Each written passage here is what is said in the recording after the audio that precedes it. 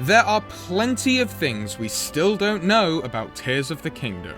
So in today's video, we'll be counting down another 4 of those things. We will cover things which may or may not be a part of Tears of the Kingdom, despite speculation that they will be featured within it, as well as things we simply don't know about yet. Hello everyone, and welcome to another Legend of Zelda Tears of the Kingdom video. If we can get 120 likes on this video, we will put together another sequel in this series going over another 4 things we still don't know about Tears of the Kingdom. So if you don't want to miss that, please consider liking the video and subscribing with notifications on. With all that out of the way, let's get into it.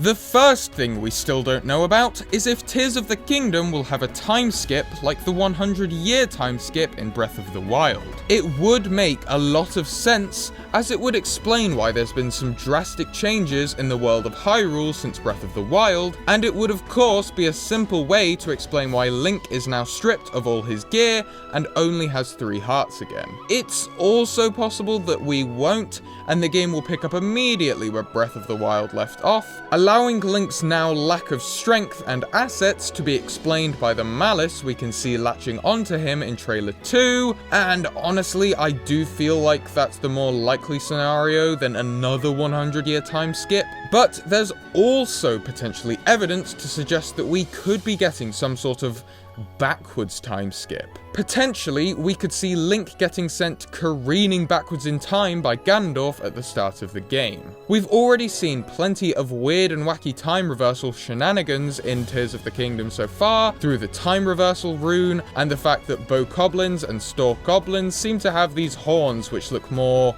primal in nature. So perhaps these themes of the past and time travel are precursors to the fact that the game takes place in the past, and the whole game will be about trying to return to the present to save Hyrule from Ganondorf. This could also explain some of the changes we've seen to the surface and the fact that we've never seen the Sky World in Breath of the Wild. I'm not 100% sure, but neither is anyone else, so perhaps we'll just have to wait and see. We also don't know about the full extent of Link's new runes. We can relatively safely assume that Link won't be using the Sheikah Slate runes again in Tears of the Kingdom, as his new afflicted arm seems to be taking that job. But we've only seen 2 runes so far: the phasing rune and the time reversal rune. There's almost certainly more runes in the game that we're yet to see, because if there wasn't, that wouldn't make for very good puzzle variety at all. Imagine if most of the game is just Link faffing around with a bunch of objects flying around backwards in time around him, which he can also phase through. I feel he and the player would get sick of that pretty quickly. So we can guess that we're going to have more of them to provide some interesting and complex puzzles in Tears of the Kingdom. Perhaps we could get a grappling hook rune. Like how we had the bomb rune in Breath of the Wild, it would be another traditional Zelda item, except now in rune form. Perhaps it would allow you to sling yourself around with some sort of weird green zonai energy, similar to the way the zip caster works in Splatoon 3. They could also give us a rune which functions similarly to the Lens of Truth from Ocarina of Time, which would reveal nearby objects. Perhaps this rune could point us in the direction of Koroks, for example, or whatever they end up replacing Koroks with, just to make collecting them marginally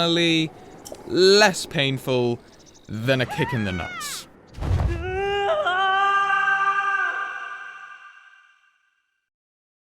They could also go the Luigi's Mansion 3 route and give us a rune which casts a shadow version of Link, which you can control, which would obviously function similarly to Luigi, which would open up some really interesting and unique puzzle opportunities like it did in that game. Or it could just be a punching bag which distracts enemies for you. That would also work.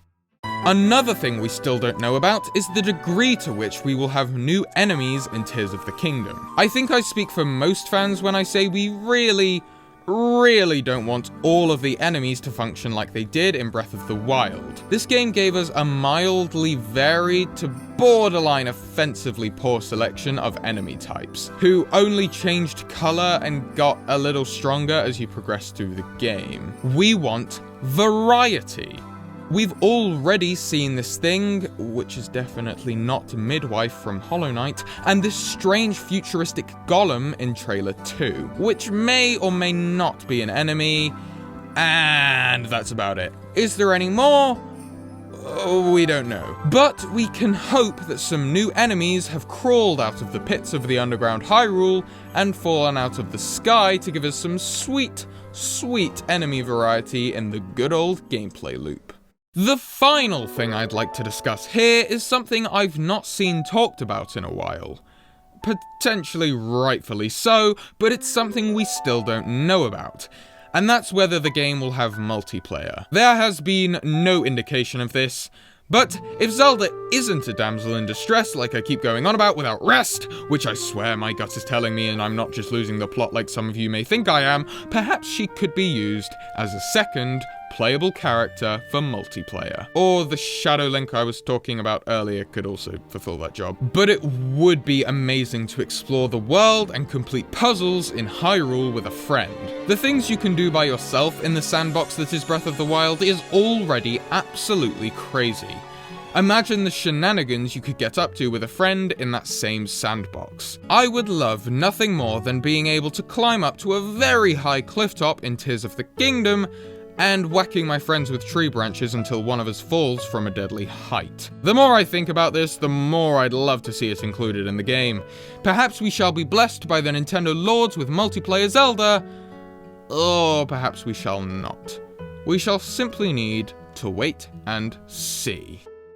And with that, I conclude the third video on 4 things we still don't know about Tears of the Kingdom. Have we missed anything which you think urgently needed to be featured in this video? Let us know down in those comments and subscribe so you don't miss videos like this one in the future. And with that, thank you very much for watching, stay safe out there, and we shall see you all in the next one.